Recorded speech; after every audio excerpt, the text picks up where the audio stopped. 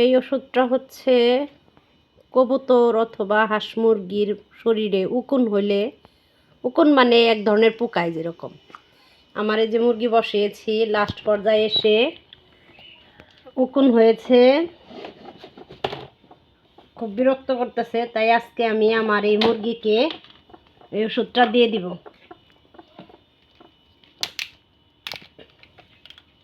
ওষুধটা কিভাবে দিব, শুধু ওর শরীরের লোমের মধ্যে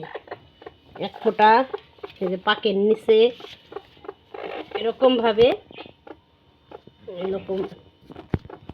ওর শরীরে দিয়ে দিব জায়গায় জায়গায়, যাতে ও খাইতে না পারে, ঠোকর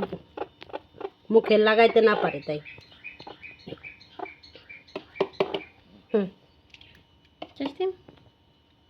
কাইটো না,